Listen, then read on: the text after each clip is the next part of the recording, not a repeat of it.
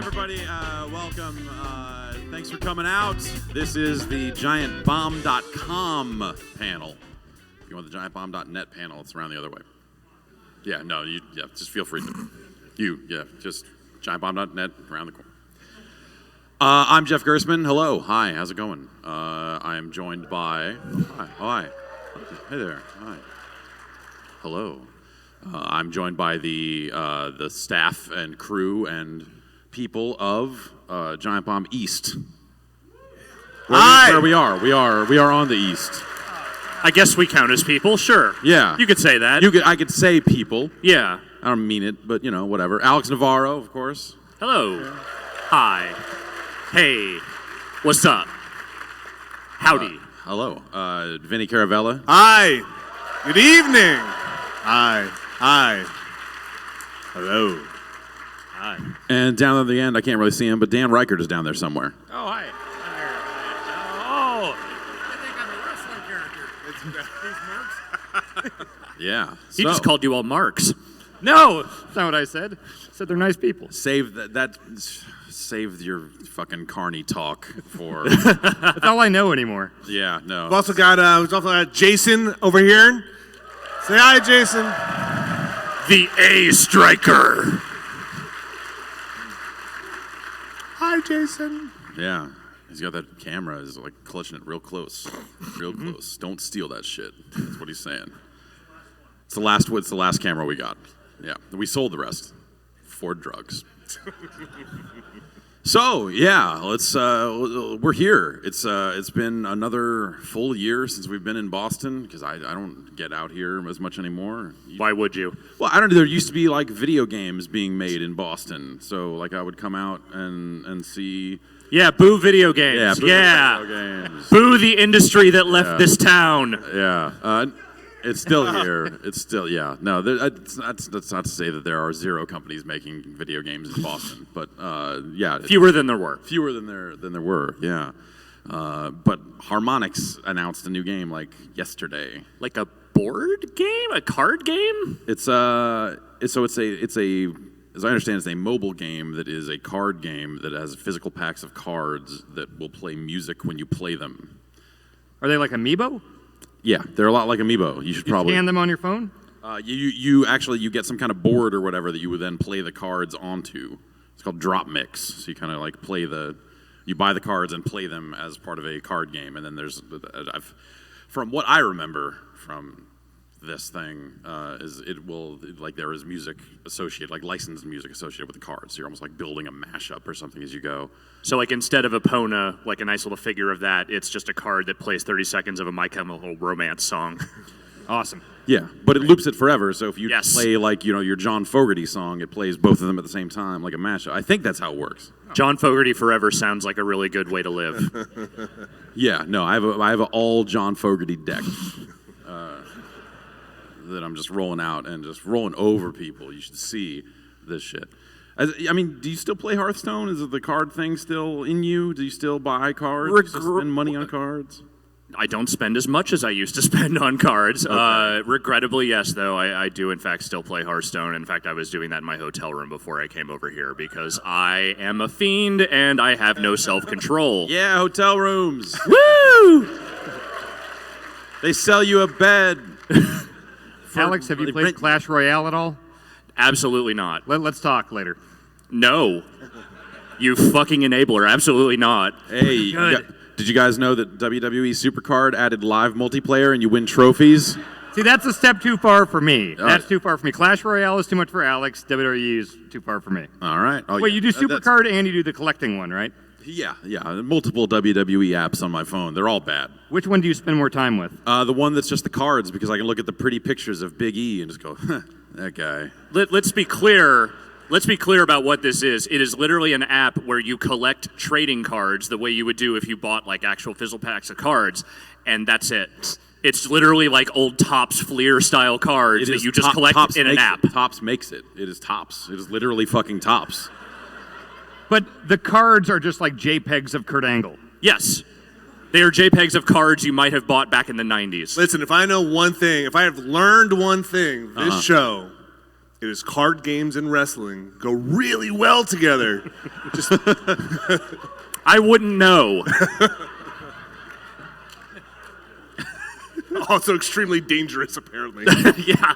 Yeah. No. That the injuries happened before we got to WWE Uno. That had nothing to do with that. Well, look, I mean, if they had made that into a digital card game, we wouldn't have this problem. It's true. It's true. You know, Woohoo! Think about that. Think about that. I'm thinking about Think it. about that. Yeah. So I don't know. Mobile apps are a good way to like hang out in the bathroom for longer than you should, but. Now I've Also got the Switch? Yeah, now I've got a Nintendo Switch, and that is filling that time a lot better, which is nice because you're like, oh, I can run to this shrine, and my legs have gone numb. Been in here too long. Getting ready to renovate the bathrooms around the house these days. And You're getting ready to renovate? I mean, not me personally. Renovate a bathroom? Oh, I've yeah. used that before. Yeah, no. I gotta do some renovation in the bathroom. Do a little Don't go in renovation. there Gonna for- be in it. No. I mean, I'm like, we're gonna drop some drywall. You know what Yeah. I'm saying? Gotta lay some sheetrock. No, it's like now that I'm playing a lot of Legend of Zelda, I want to have a nice bathroom. It's a room in the house that I find myself spending more time in, and it just seems sensible that like I should have I should have a toilet that's a little taller off the ground. Yeah, Avoid treat yourself. That numb leg thing. Yeah, exactly. Treat myself. I deserve nice things. Everyone says so. Yeah, so I have kind of continued to play Zelda since the last time we podcasted, and You mean like 2 days ago? yeah, I mean it's a portable system, so I can bring it with me on the road. I did that too. Yeah, it's been Me too. I would say I've maybe actually played more Zelda than I played any other games at the show PAX. I feel kind of bad about that. Yeah, that's. I mean, has anyone else been bringing a Switch to the show and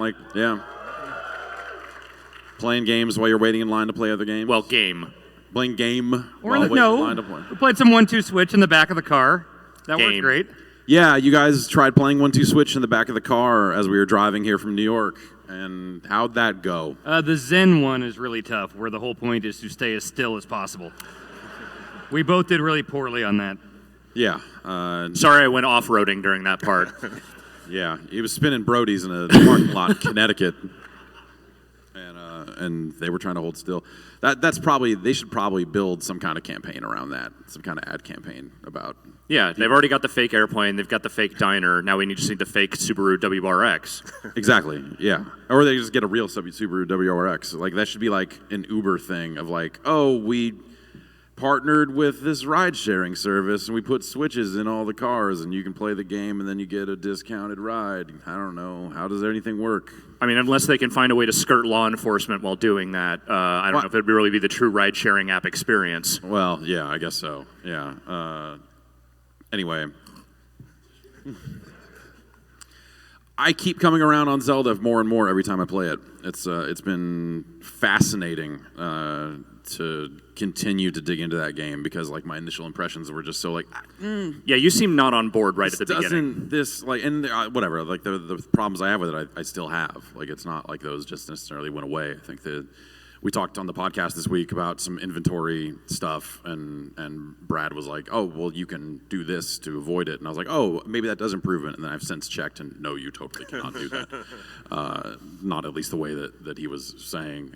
So, yeah, just like that nuts and bolts stuff that like seems like it could be better or should have been better really sticks out just because of how good the rest of that game is. Does that bother you more than the climbing, the inventory stuff? Yeah, it does because when I've put points into stamina and now I can climb a little bit more effectively, so it's less of a problem. Yeah, and you can get gear and abilities that continues to make it easier and easier. So yeah, the inventory is the one thing that never really gets that much better outside of expanding it. That helps. Right, but that's you're always going to be kind of trying to keep stuff on you while you play, right? You want to like make sure you've got enough weapons to do damage and get up to some dirt. Or at the very least, go find an Octorok they can shoot a bad sword into to get a good sword, apparently. Yeah, what the fuck? It's really cool. Austin made me aware of that today, and that kind of blew my mind. There's so much crazy, like that's the thing about that game, right? Is like, and I think that's why, like the more you play it, it's like, because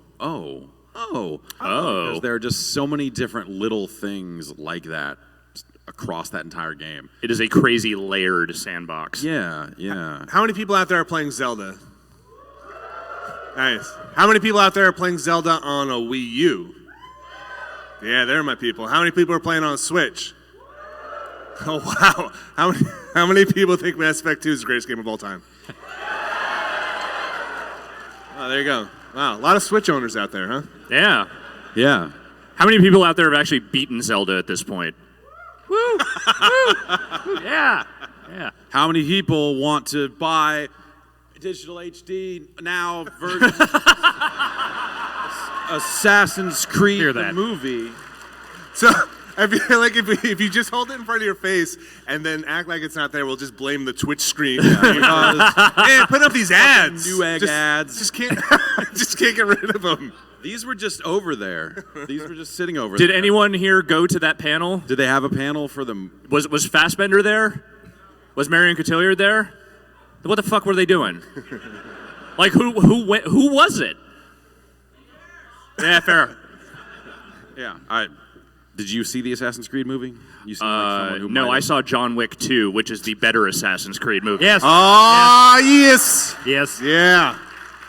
No, bring your internet talk up here. This is real life. I thought we're meme creators now. Yeah, no, we're trying to get a meme going tonight. No, we're all about organic, farm fresh, farm to table memes. Anyone out there a meme? All right, we got one. Y'all got them memes? How about a quick second here for a round of applause for Drew Scanlon? Yeah. He's not dead, Alex. He's not dead. He's fine. He's okay. Given how often I actually see people who leave this company, he might as well be. Yeah, no, that's he left at an interesting time because we were in the middle of, or we were wrapping up GDC and the Switch launch, and then kind of coming out here to do this stuff. So it's like that feeling of like, okay, now we're gonna get back into the office and really kind of start Making those memes. Yeah, we got making that stuff. No, we guess someone's got to do it now. No, it's been interesting to kind of go through that process. You know, it's like we're now looking for basically 2 people for San Francisco. So it's been like fun in a way. Like, oh, you know, that'll be kind of cool. Imagine that. Well, yeah. Finally. No, it's you know, obviously like it's going to be tight. Like I'm the thing I kept saying was like, oh, I kind of understand what it was like now maybe when it was like just Alex and Vinny in New York. Kind of You don't know what it was like. You will man. never. You'll never understand know. that. Just Never. never. Tell me, how did? It was actually pretty great. I really like working with Vinny. Yeah. Yeah, he's a And good dude. So what I'm hearing is that Dan came and fucked it all up. Absolutely. That's what I feel like you just said. The words beat that just came out Contra. of your mouth. Yeah. We beat Contra. We did one run. Yeah, one run. Pretty amazing. Yeah, it was great. Yeah. I mean, well, whatever. Apparently, it's not a very hard game. I mean, you guys just sat Yeah. down and beat it. Like, what's the big deal? I don't know. Yeah. Any thoughts on the future of This Is the Run? Yes. So, all right, since we're probably not going to do this Yeah. one, I was really excited when we were doing Contra, and I said, okay, here's the next one we're going to do. This is a terrible idea. This was a great idea. And No. the next one we're going to do is we're going to play SNES Street Fighter 2, put it on level 9, and have to switch. We can't lose a fight, and we have to switch back and forth between fights. And You you, want- were on this for like a month. And Yeah, I I was kept like, telling this is you going to like, be so good. I remember beating this as a kid. Like, it won't be that hard. I don't know was the asking exact- you when the last time you did that was, or even did a fight on level 9. And like Jason couldn't do 1982. that. So after like 3 weeks of you saying we should do that and me telling you we shouldn't, I was like, all right, you get 3 shots here, and you try to beat the first guy, or did I say the third guy, something like that? And you Blanca couldn't is- get past the first guy. It was Blanca. That's not fair. That's I not don't know not great. exactly when it is that Vinny's mind completely snapped. Might have been around Too Fast, Too Furious, not sure, but yeah, he's gone. But yeah, I mean, Too Fast, Too Furious has broken many people over the years. It's a terrible shit. Fuck. Move. Fucking You're a critic, Jeff. Come on. ass. Give me your words. It's Butt City, but bad. Not good Butt City. It's a good title. The title is very good. Yeah, no. And it Fast- established the stupid naming convention, which I really like. I suppose so. In a lot of ways, it was very influential upon the future of the franchise. What was the sixth one? Furious 6. Furious. So it was Fast 5, Furious 6. Yes. Okay, that works. So for those who don't know, we are watching all of the Fast and Furious movies and doing like a commentary over them. Yeah, very informed, very useful commentary. And drinking, and that's quite a journey Yes, it is. for a video game website. That's Because that's video games, you know. Yeah. No, that was I was really happy when it turned out that PAX was going to be the same week that you guys were doing Tokyo Drift, because then I was like, well, I'm just going to come out a day early, go to New York, and then we're going to because I just want to watch Tokyo Drift. what'd you think on rewatching it? I love it. Okay. Zero problems. Yeah, it's a perfect script. Yeah, It's no, the diehard of drifting movies. definitely. Yeah, it takes place at Christmas. Do you guys think it's better than the first one? Because so far the first one's my favorite by a I'm with long you. shot. I think. Yeah, the first I one's do great. think it's better than the first one, but just Really? because I love Han so Han's great. so Yeah. so Han much. is so good. I can't go back to the first one. I actually don't like watching it anymore. It's too racing focused. It's rough around the edges in a way that is like kind of appealing, but like also just it's when I want Fast and the Furious, I want it when they've figured it out. So I want Tokyo Drift. You want the Naturally. Justin Lin yeah, era of Fast exactly. and Furious. Yeah, for sure. Yeah, we watched that. So that ended up being really crazy because I basically like went to the office on Tuesday, did a full day there. We did the podcast and some other stuff, and then I just stayed there and then went to the airport directly and got on a plane at like 11:30 at night, Tuesday night. Flew all night, went straight to the New York office. Well, then we did that. We did the Beastcast. Yeah, we did the podcast. And then we did the Fast and the Furious thing. So it was like basically like by the time we recorded that, I had more or less been up for about 2 days. You took a red-eye flight and charged a hotel room to the company just so you could watch Tokyo Drift. Yeah. And I would do it again. Hell yeah. Yeah. But it ended up having like some strange impact on it because like this happens to me every so often just because like the physics of it are kind of weird, but like all the science of drifting was totally not in my brain as we were doing that. And I was like, well, I mean, it's definitely front-wheel drive, obviously. front wheel drive and also I gotta be front wheel. Was anything in that movie impossible? How good it was. The what?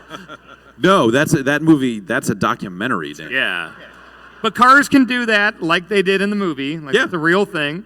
Definitely. Like so everything that happened could theoretically happen. Look. I think you guys should do a supplemental thing where you watch all of the extra content and deleted scenes for Tokyo Drift and really show Dan how all that stuff was done. Mm-hmm. Because I'm pretty sure they go through like all that stuff and go like, "Yo, we did these drifts for real. Fuck it." And they built that weird car. Yeah, and they built that Mustang with the other engine in it and stuff. It's bananas. It's a good ass movie. Oh, hell yeah. Yeah, and I think Alex, you're the only one who's seen them all, right? Yes. So what are you looking forward to with the next one with 4? I'm not really looking forward to 4. 4 is not good. But once we get to 5, it's just gravy after that. How much is The Rock to thank for that? I mean, he's at least 30% of why that Wow. movie is amazing. Okay. Yeah, no, he's a terrific addition to that. He is a pissed-off bulldozer through that entire thing, and it rules. Oh, especially the first one he's in. Yeah. yeah, like his character changes over time because obviously, once He softens up a little. he has to become a good guy. He becomes part of the family. Yeah, once he joins the family. Just like a giant bomb. We don't have a staff. We got a family. It's true. Who is The Rock of Giant Bomb? Not Me. Dan. Definitely me. Because I'm a cop. No, you're not a cop. Don't tell him. Wait, The Rock is like, oh, you're getting back into the cop thing again? No, we're definitely getting back into the cop thing. Yeah. I thought we did that already. No, this is a whole new level of family.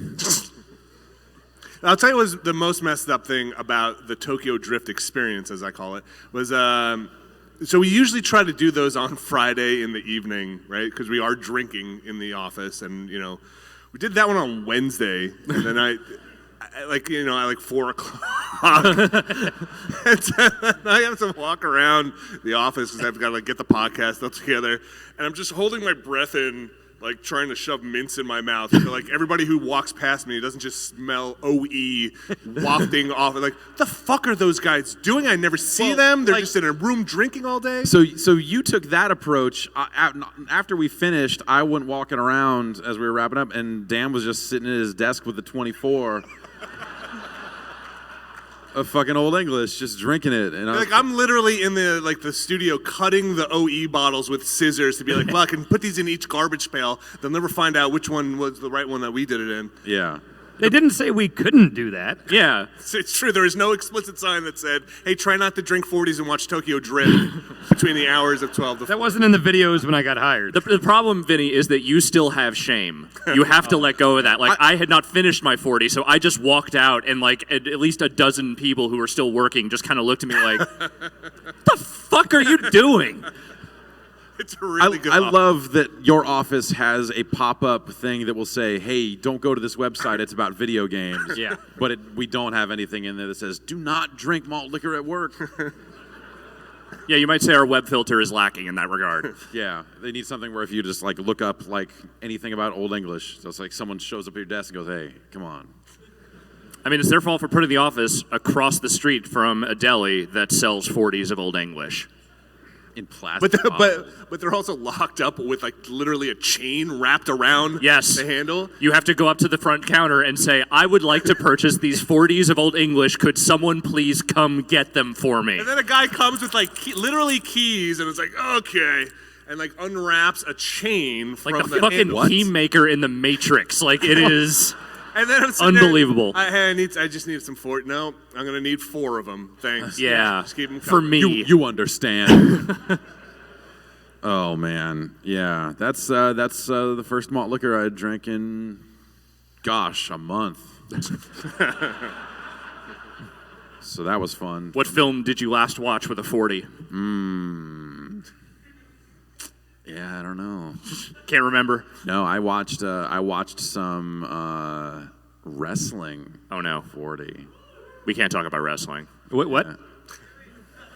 Nothing, Dan. Fuck, he heard us. I can't hear you that well up here. Did you say wrestling? No, No, you didn't? no. Okay. We were not talking about anything about wrestling. Okay. We can talk about WrestleMania if you want to.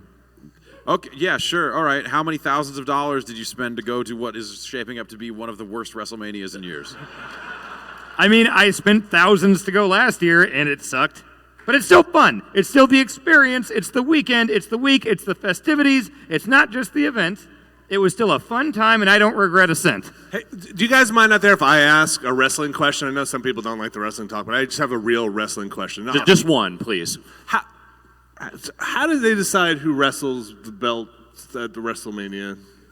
It's at WrestleMania, they try to put together the best matchups they can based on their roster and the storylines.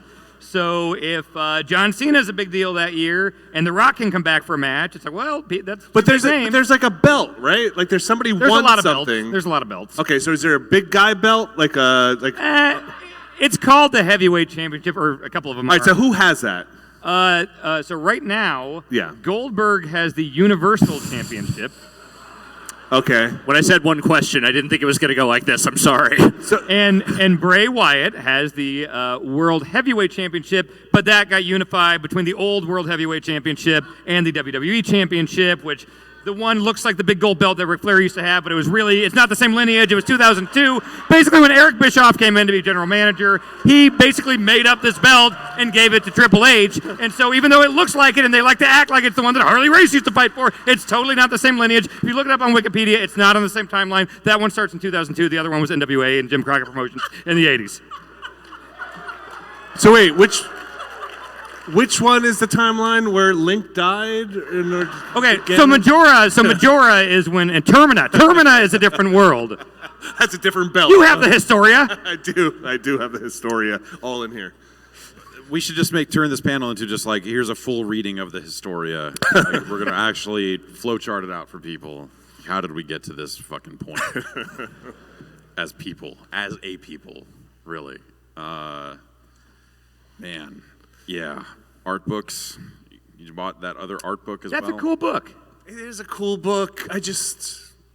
I don't need art books. Some high quality. The pages are nice. They are nice pages. And the art, the colors are vivid. That's true. That's Who out there likes right? books? Is that how people talk about art? It's a big book. Yeah. Just makes me so the one with the Zelda history in it. Just makes me so mad. It's just so made up. It's so made up, and like, I feel like It's fiction. It's real. That's a good point. It's real. What do you mean? It's real to me. No. It's just so much like bullshit, and like I really want it to be. Real isn't the right word. But it's Zelda lore. Like, is that really like this isn't Metal Gear? It's not serious narrative. Yes. Okay. You're fair. I love Zelda. Zelda is like my favorite series ever. But the lore has never really been like it's an interesting little thing. They're like, oh, it's a different Link every time and whatever. But that's not what you play Zelda for, right? It's always felt to me the same way that Mario felt, of just like, I don't know, we've got this one story. There's a lady. Mario's had different She's stories. in trouble. Yeah, one time he had a water gun. He had to clean up that island. Yeah, but Baby Bowser was causing mischief. sometimes there are offshoots of that, right? Yeah, like Wario. Yeah, but like generally, it just felt like the same, almost the exact same story between Mario and Zelda in a lot of cases. It was just like, oh, there's a monster thing, and it just keeps doing stuff to this girl. But Bowser has a top hat in the new one. Yeah. So But there's then, that. but it was like Wind Waker, where they were like, "We're gonna tie this together," and then I was like, "Yeah, fuck yeah, we are." And then they're like, "But really poorly," and then, But like, what do you want him to? Like, of course. What is it that you think the Zelda series needs to do to bring you, like, to really just sort of like lay out a rich textured fiction that you can get into? No, can I rephrase that question? I want to hear your fan fiction version of how you think those games tie together. What's your headcanon? oh man, jeez, this could go for a while. We've got like half an hour, so just go. Well, first there was Donkey Kong, and he came first, and he climbed the tower and threw barrels at Mario, and he climbed the tower and got the Master Sword. That was the original Master Sword. Okay. Yep. That checks out. Then he met Mr. Doug. At the time, it was Phil Doug and his son Dig, and they had to bury the Master Sword because it was too powerful. Ganon would find it, so they had to get to the center of the earth, buried it there. Then Miner 249er accidentally uncovered it, brought it back to the surface, and then they were attacked by the Arkanoids. Do you remember that part? This is the plot of Revenge of Doe, Arkanoid 2, I believe. Yeah. I think this is the plot of Pixels. And then in 2002, they merged the belts, and Goldberg got it somehow, and there was like, Shit, it's really like a bullshit. WCW thing, and then I don't know. Where does Gumshoe fit into this? There's somebody named Steiner and does power. I don't know. Math. Maths. The numbers don't lie. Sorry, maths. All right, well, that's a really good story you just wrote. Thanks. It's better than the one they have. Yeah. No, that's definitely. So, Vinny, you're playing on a Wii U, but I am. Do you find yourself like wishing that you had a Switch just because Yeah. it's kind of the new Sure. thing? Or, Yeah. I wish I had a Switch. Well, I mean, or Is anybody out there who doesn't have a Switch wish they had a Switch? fair enough. I mean, are you like going to get one as soon as they become more easily available? At this point, are you just like wait and see until more games come out? Like, what's your play? My long plan. I'll probably get one when Mario comes out, or if they announce something in between. So I'm playing Zelda on the Wii U, and it's fine. Like I don't know, I'm enjoying it there. I will get a Switch eventually, I guess, right? Like I kind of have to. I mean, you don't have to do anything. I kind of have to. Yeah. It's kind of our job. It's kind of have. That was kind of how I felt about like pre-ordering one. I was like, well, I'm gonna need one of these eventually, anyways. But perfectly honest, I'll probably wait and see if they do any tweaks on the hardware. Like if there are any, I don't think there'll be dramatic tweaks on the hardware, but maybe they'll add like pads on the dock or something, to stop scratching on screens or something like that. Who out there's got a fucked up left Joy-Con? You don't have to woo. Like a hand is fine. Like, it's not an exciting thing. Yeah, fucking fuck shit that work. Woo! Hardware issues. How about a scuffed up screen from the dock? Anyone had that happen? A couple. Okay, all right. Not yet. There's still time. So yeah, I think the hardware is pretty great. I don't know, like it feels good, except for the little tiny baby controllers that are just fucking too small. Yeah. I don't want to buy a pro controller. I don't know. Vinny, hold up your hands. Hold them up for everyone to see. I've been going to the gym. And How many reps do you do with your hands? like 800, man. 800 hand reps? It's big. Is that each hand 800 or? Yeah, each hand. That's Okay. it, yeah. Just sets, Yeah, so like, I don't know. The Switch seems pretty great. Oh, here we go. Oh, Yeah, let's okay, get some thanks. scale here. We have to keep this, right? This'll play.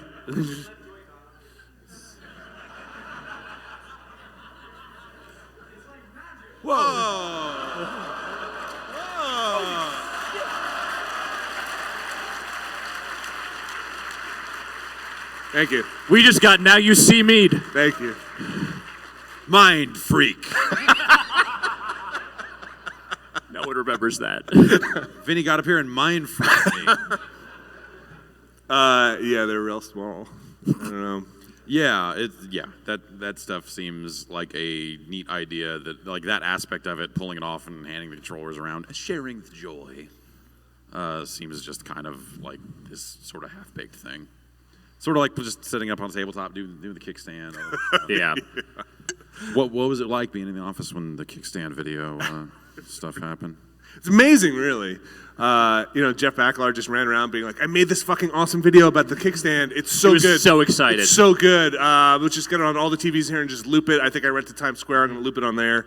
I got a text from him over the weekend that was like, just like, oh, fuck. And it's like, wait, what happened? It's like, this fucking video. Everybody thinks I made this video, and it's going up. He was not happy. He had the extremely ill fortune to mention how much he hated the kickstand right before that video went up, so the entire internet attributed it to him incorrectly. Well, I mean, the kickstand, that doesn't mean the kickstand is good. No, the video can be bad and the kickstand can be bad. Both these things can be true. But how's the kickstand taste? Well, I guess I don't know now that you mention it. That's, I guess I wasn't thorough enough in my, Anyone have an entire Switch we can have him put in his mouth? Ian? No, I'm not. Right up. I'm not gonna.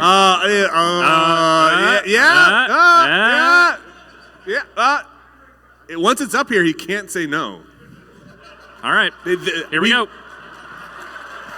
This is your life now. This is what you do. Can we get some teens up here to react to this when we're done?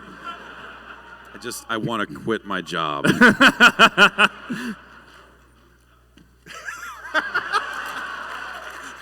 Did it taste like anything? How's Ian salty. How's Ian? It's been in his pants for a while. Yeah. All right, Ian. You brought this on yourself. It didn't have to go down this way. We all make mistakes. So the bittering agent has not been applied to that? No, Okay. no, I can safely say that it is not. That was... So yeah, that ended up being a weird turn of events that I certainly didn't necessarily foresee, but also at the time I was like, oh, of course, this is how this is going to go. So like a couple of days after that, or actually it ended up being like a week because it kind of like picked up steam after that, and I got that email. I got an email at 3 a.m. from the BBC, and the subject line of the email was urgent. I think I might have actually just taken a screenshot of the email now that I think about it. I should see if I can just find it real quick because it's a tragedy. It's what your life is now. Yeah. That's the picture of the barber shop we went to. Snack club. That's my cat. That's all right. Who out there likes the BBC? Woo! Urgent comment for BBC News. 3:12 a.m. Hope you don't mind me getting in touch. I'm writing an article for BBC News on the Nintendo Switch cartridges taste. Would you be free for a quick call to discuss what tasting them was like? So I woke up at 7 and sent an email saying like it was 3 a.m. when you sent this, but if you still want to quote, sure. And then like within 5 minutes of that, the reporter was on the phone asking me questions about what the Switch cartridges tasted like. And I was like, this is Like, were they were they serious or were they like laughing? I mean, no, they were the kind of like, oh, this is weird. Who could have predicted this strange trend?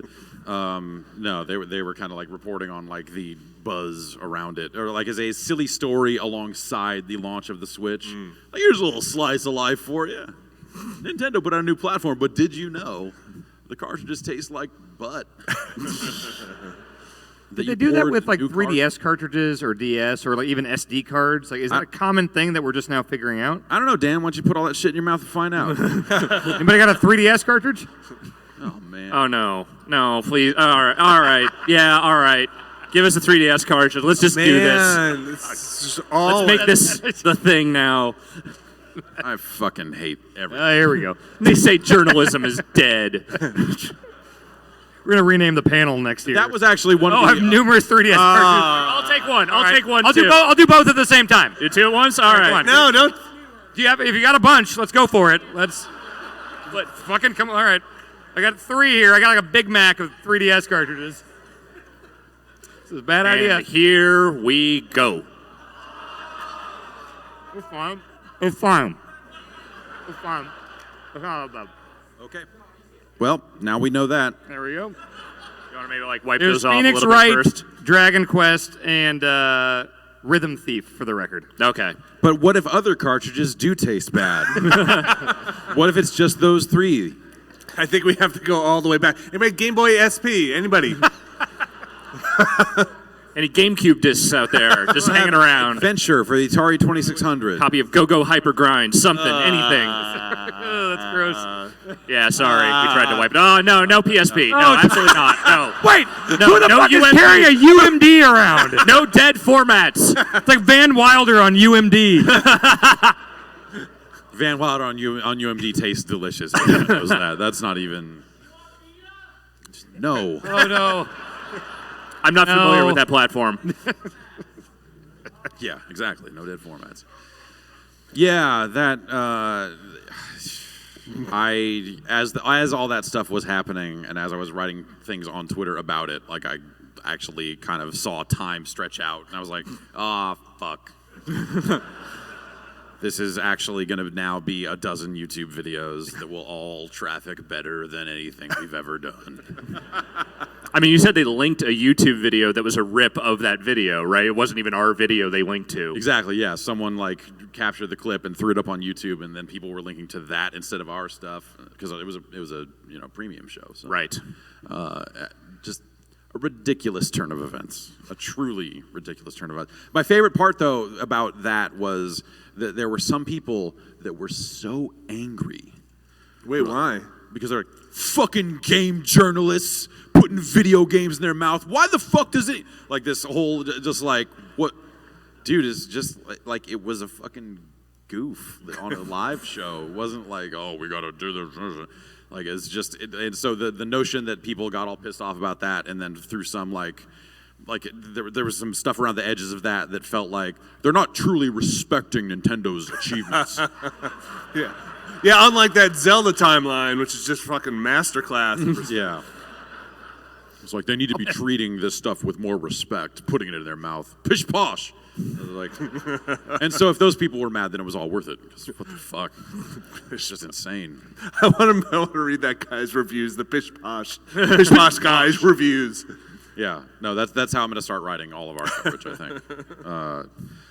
Yeah, so that happened, and that was a strange thing recently. And then other than that, yeah, like I've pretty much been focused on, doing stuff out there while also working my way through this process of applicants for our open positions and all this other stuff. And like I said, that's actually been really exciting. The idea of like, hey, we're gonna get some new folks on staff and some new energy, some new matchups and stuff like that.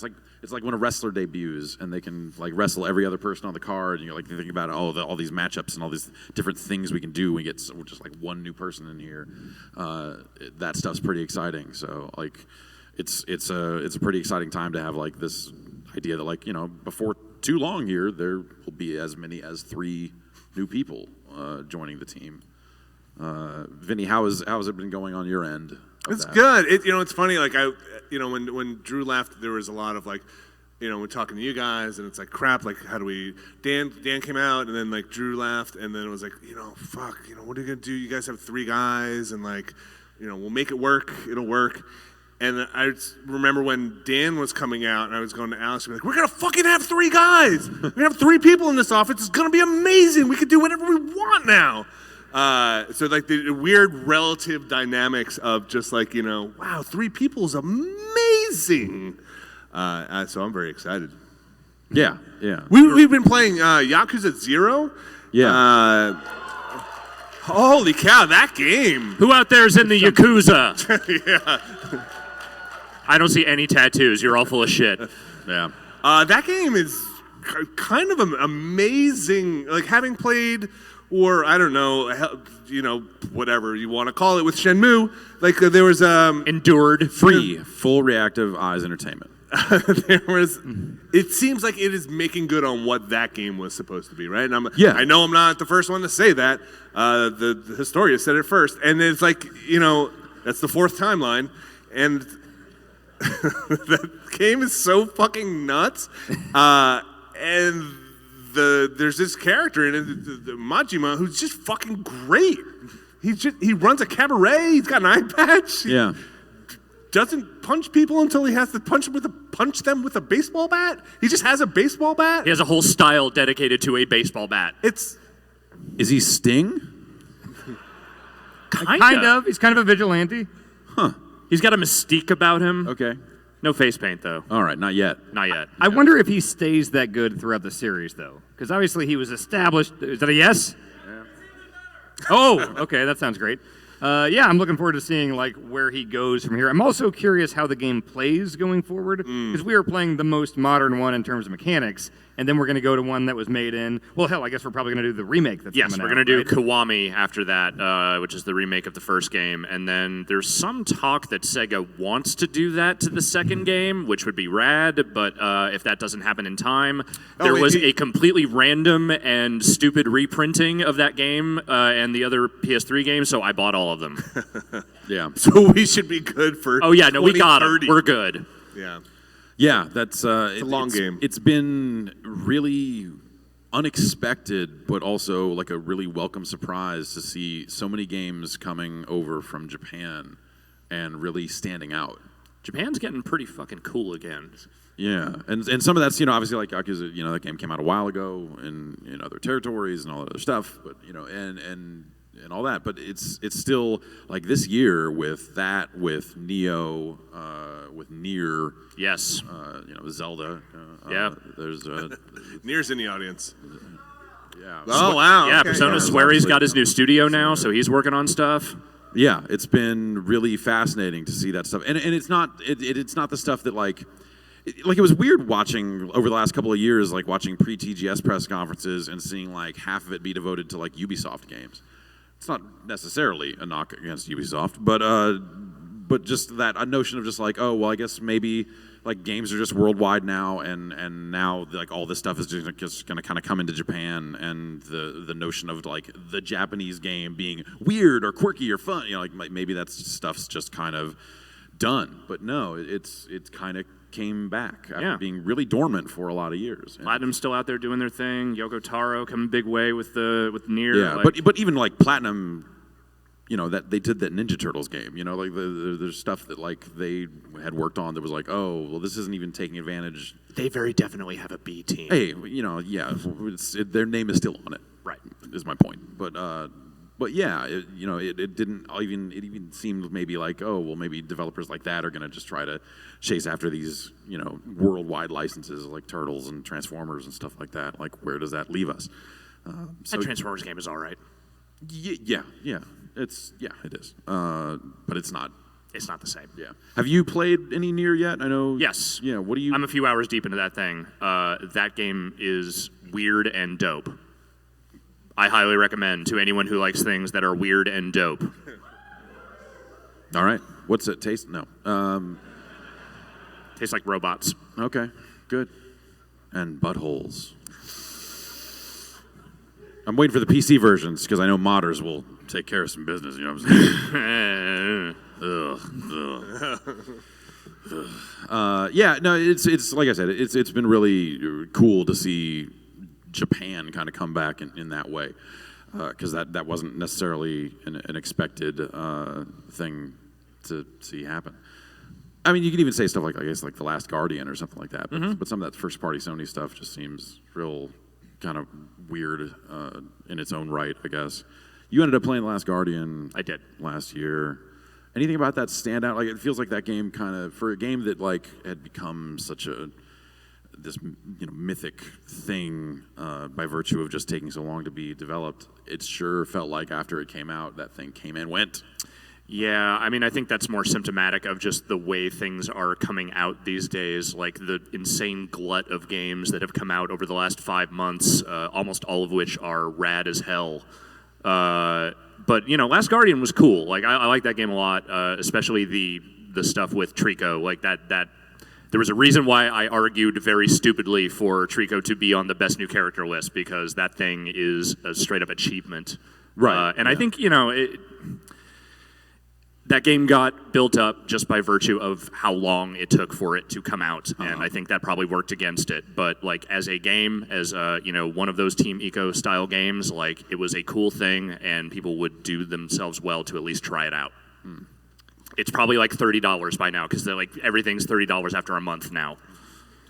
So what's the new game now that Duke Nukem Forever and that are out? What's the current like front runner for game that's never going to come out? That thing David Jaffe's doing.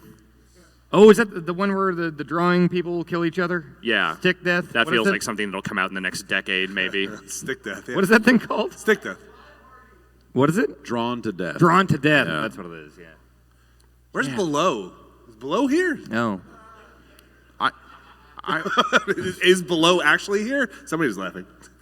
Okay, all right. Below was at a... I want to play Below. Below was at a Microsoft event that we went to last year? Wait, what about Cuphead? Yeah. That's supposed to be out this year. That never came out, right? Well, I think like that was a case of like everyone loved the look of Cuphead, and then as soon as like they told you what Cuphead was set to be at that time, everyone was like, "Oh, well, I don't want to do that." Oh, it was just boss fight. Like yeah, when it seemed like it Right. was just going to kind of be boss fights. It seems like maybe they've kind of rescoped it to go like, "Oh, well, people are really responding to this art style, so we're going to turn this into a full thing." They added platforming levels. And I think that's smart. I think that game with that art style probably deserves to be like a larger, fuller production than maybe they had originally anticipated. So You think Red Dead comes out this year? Yeah. They're saying it will. I know. yeah, This is quite a year. Yeah. This could be the best This fucking time year. to be playing video games. I have my doubts. No, it's quite possibly. Yeah, it's really crazy. I mean, and we're still like whatever, like Mass Effect out in like weeks. Anyone out there play that new Mass Effect? It's on the floor, I think. Yeah, they're showing multiplayer. The thing you come to Mass Effect for, the multiplayer. The multiplayer Yeah. was all right. Yeah. Yeah, that was a case of like, oh, this is not like terrible, but it's not what I'm at all coming to Mass Effect for. I don't need my galactic readiness to be this high. No one does. I'm not a lunatic. Yeah, man, I don't know. Like Brad went and checked that game out a while back and came back with some like non-related footage that they gave out. It was like, well, great, thanks. But at the same time, like looking at the combat in that game, that actually made me like kind of made a case for the multiplayer in a sense of just like, oh, actually the mobility of like jump, dash, shoot, do like the things you're doing looked pretty good. So it seemed like that might actually be like a good, fun, just action game in some ways. And then if they've built that RPG around it, that could be cool, or it could be a real bummer. When's Prey coming out? Prey? Like May. Yeah. Yeah. Well, I'm sorry, I missed it. What? Okay. Man, how's Wildlands?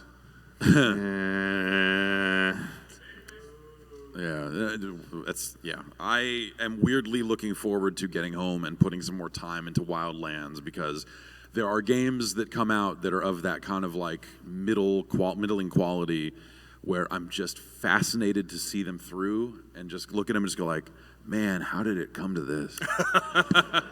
like how did like you play, there are some games you just play and you kind of can't put down, not because they're great, not because they're like super bad, But this kind of thing of just like how this seems like it could have been so much more. I really want to group up with you guys and play some Wildlands. We should do that. That seems like fun. And that guy, yeah. Did you work on Wildlands? How did it happen? Why did that happen? Did the voice actors strike hit you guys? Because were you two of the three voices in Wildlands? Shitballs. Should we take some questions? Yeah, I think we should take some questions before we wrap up here. We got a little bit of time left here, so I believe we emails. have a microphone out. No correction. A microphone out there. We do. Oh, we have this one here. Oh Yep. man. Oh, one person. This is All right. entirely too close. I don't know how I feel about this. Okay. Yeah. All right, lining up over there. Feet. Follow the enforcer. Yeah, but there's something about Wildlands that I'm just like sickly curious to like see Yeah. that story. It seems to be occupying space in your head. It totally has, and we tried playing some multiplayer. We actually were meant to record a quick look at that before. And then we our came out NAT PAX. settings. Strict ass NATs. That. Yeah. Hi. Hello. Hey guys. Hello. What's your name? Rob. Hi, Rob. Hi, Rob. Yes. So, I've been a member for so long at this point. I think since Arrow Pointing Down, you were doing energy drink reviews and stuff. And you guys have been like very forward thinking in terms of like quick looks and streaming and all that kind of stuff. And just in your industry, like video game journalism, what do you not mine. think? What do you think is next, and why is it dank memes? Yeah. Good question. Yeah. I think it's hard to kind of tell what's next right now because some of those changes were dictated by the changing of technology. Just the availability of streaming services for anyone to use has democratized games coverage in a lot of ways. And just the ability for anyone to start a podcast, the ability for anyone to kind of just do these kind of things that like we're rich media or whatever the fuck. Whereas before it was like, well, I'm gonna start a blog and just kind of focus on writing because anyone can do that. Now anyone can stream, anyone can do all this other stuff. So I look at that and go like, well, what ends up being kind of the next step in that? And it's hard to say right now. There's some stuff around like, well, mobile live streaming, what does that change? And that might not change that much for games, but it will probably change a lot of things for a lot of other stuff and probably already has. So yeah, I don't know. We're in a really we're almost in a quiet period around that stuff where the innovation won't necessarily come from the tech. It'll come from the different ways people are applying that tech to the coverage.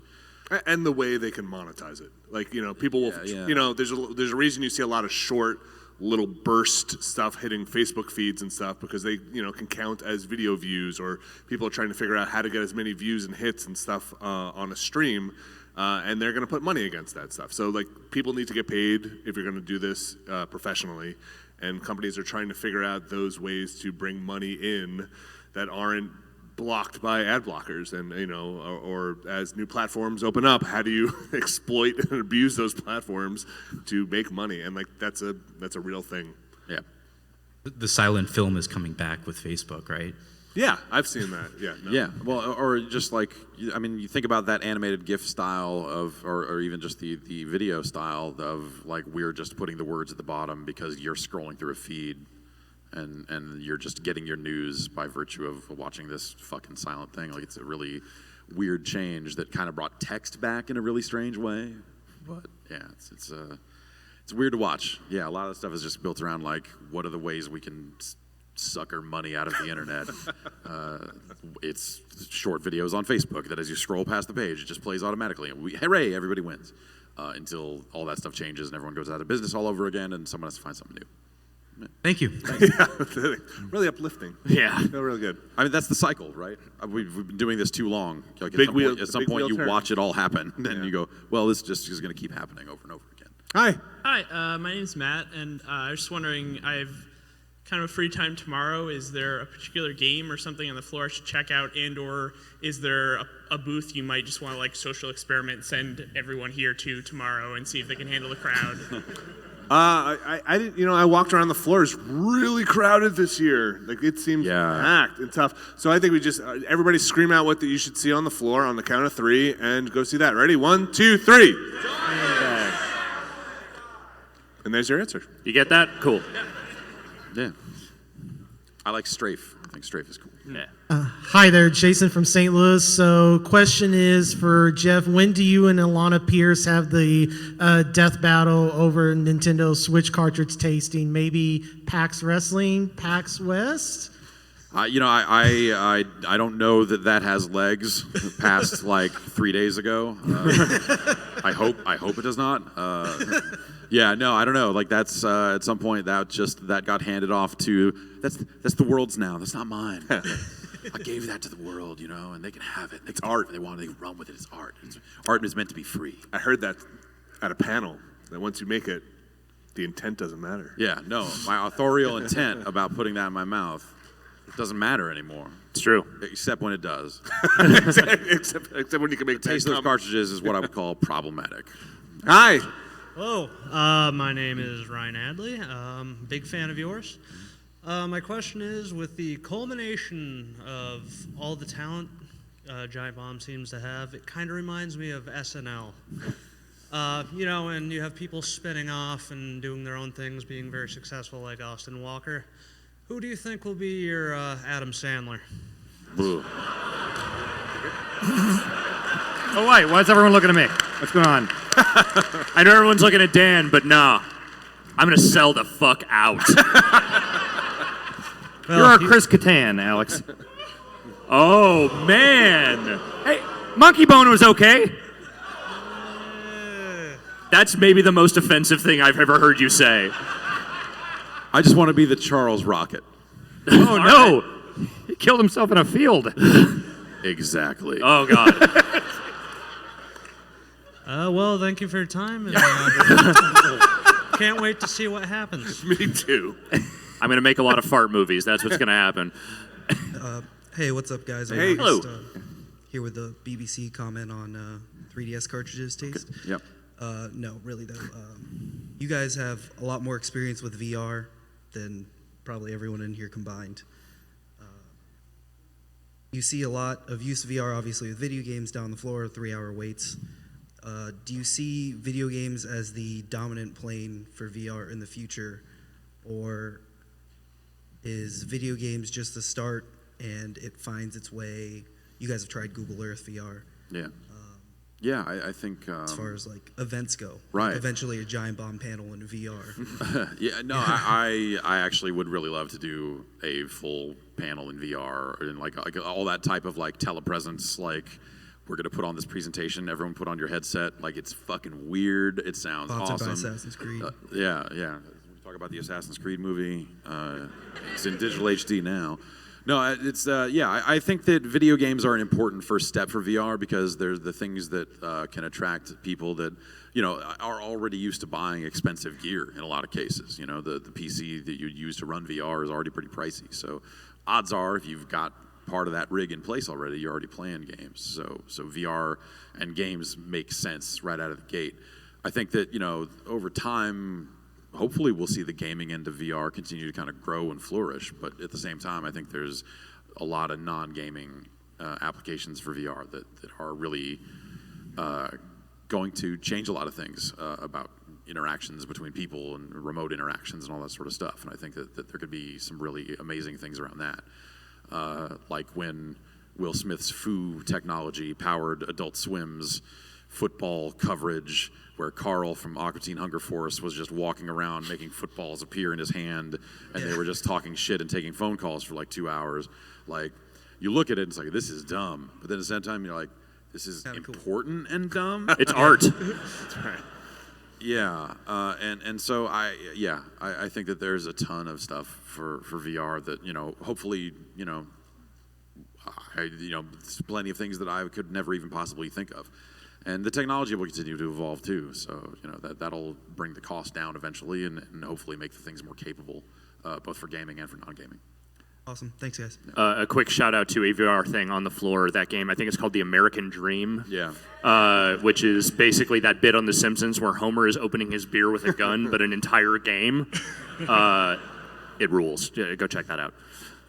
Hi. Hello. Hello. Hey, gentlemen. Andrew from New York. So, Nintendo releases a console that's basically like their last console, but you could take it with you. Basically what they should have done in the first place. Yep. Now, Sony makes a semi-step towards 4K, and Microsoft is apparently going all in.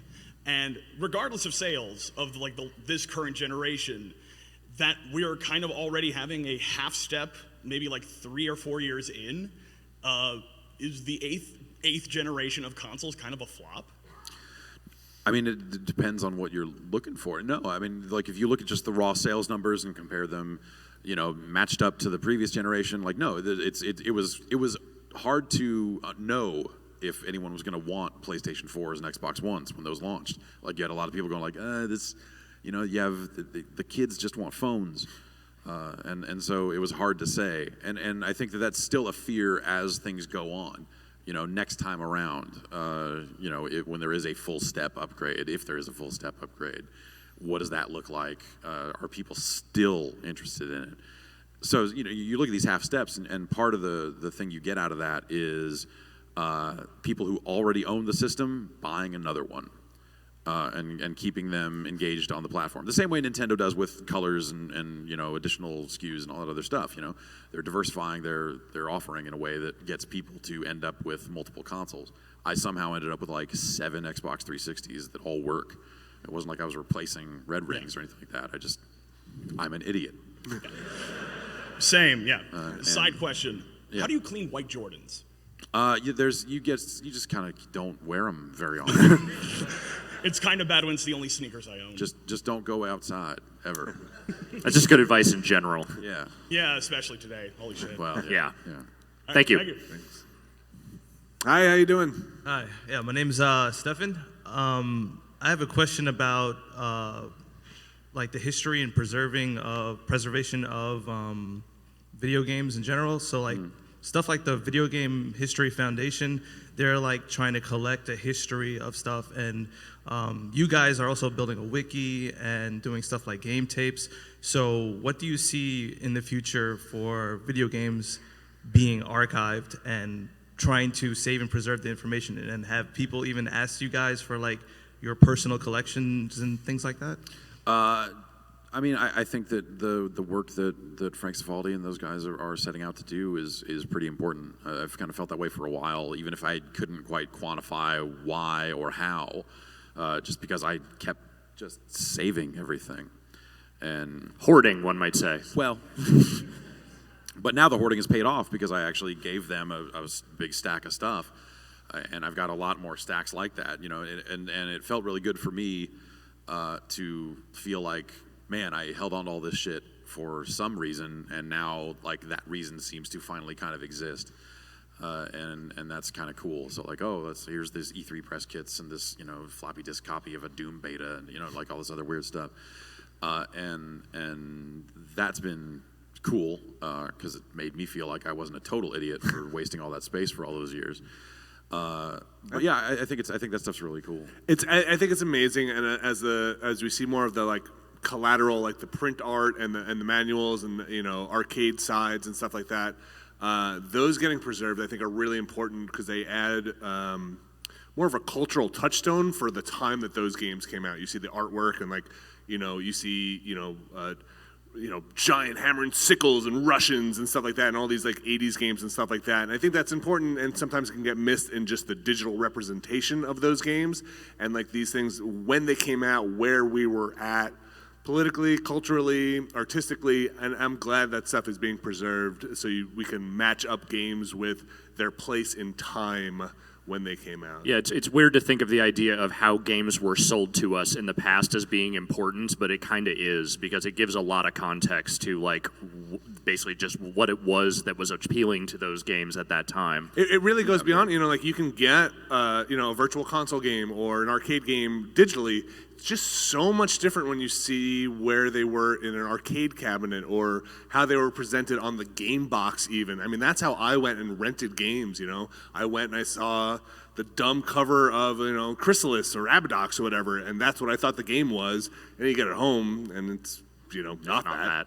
Yeah, I think that type of artwork, whether it's front box artwork for console games or whatever, but like you just think about the number of ways that Pac-Man has been drawn over the years and the evolution of just like the original Japanese Pac-Man art where he's got this big nose and running around, and you know, like the way the ghosts have been drawn and just like different artist representations of that, I think is really cool to just kind of flip through that stuff and see it all. So yeah, the idea that that stuff can be preserved and made available, not just hoarded, scanned and burned, you know, thrown away, whatever, and kept from everyone's eyes. The idea that that stuff can kind of be put in a place where it can be out there is really great.